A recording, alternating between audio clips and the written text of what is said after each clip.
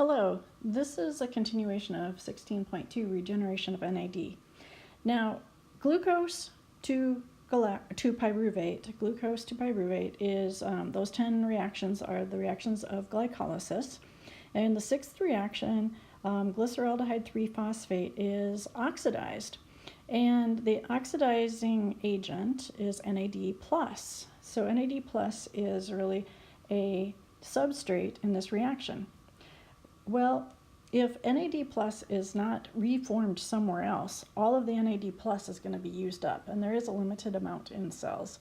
And so if NAD+ is not reformed somewhere else, glyceraldehyde 3-phosphate dehydrogenase will not have the NAD+ it requires, and glycolysis will halt, and therefore no more ATP will be formed, and that's very bad for the cell.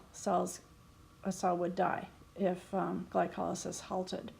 So we need to regenerate NAD+ in another type of reaction. And one way, when there's not enough oxygen in the cell to go through citric acid cycle and electron transport chain, is a fermentation reaction. And our cells do lactate fermentation. And this lactate fermentation is necessary to generate NAD+ under anaerobic conditions for glycolysis to continue. Just as an aside, each of these videos needs to be 8 minutes or less in order for me to get them up onto YouTube. So when you hear my alarm go off, you know 8 minutes is up and I'm going to have to stop suddenly. Okay, so let's go back to the notes where I've got the diagram here of glucose glycolysis. Going to glucose 1,6-bisphosphate splits into glyceraldehyde 3-phosphate.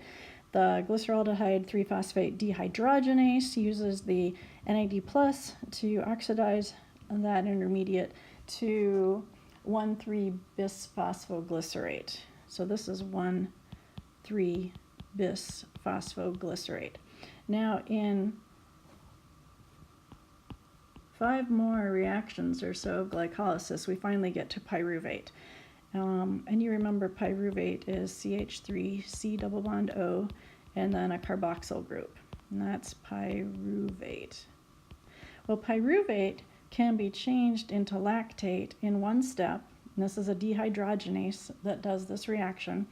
The reaction needs NADH. And whenever you react with NADH, you always have a proton as well, an H+. And one of these H's is going to go, I think I'll use a different color here. One of them is going to go to the oxygen and reduce it, and the other one is going to go to the carbon and reduce it. So then our lactate is a reduced form of pyruvate. The C will have an H on it, and the O will have an H on it, and that's an alcohol.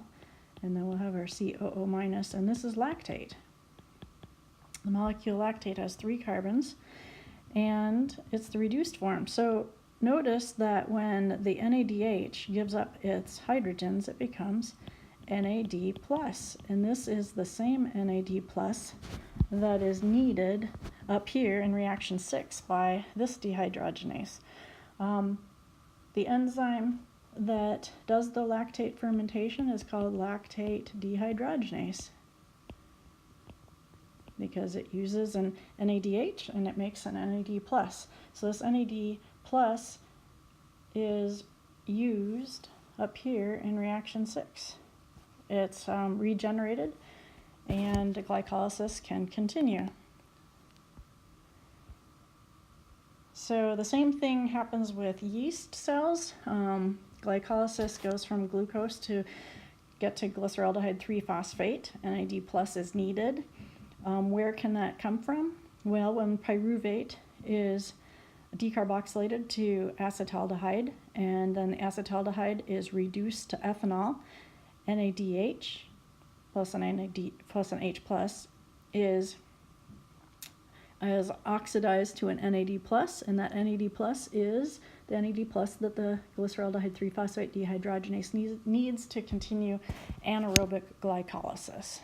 So that happens in yeast cells. And that's the end of 16.2.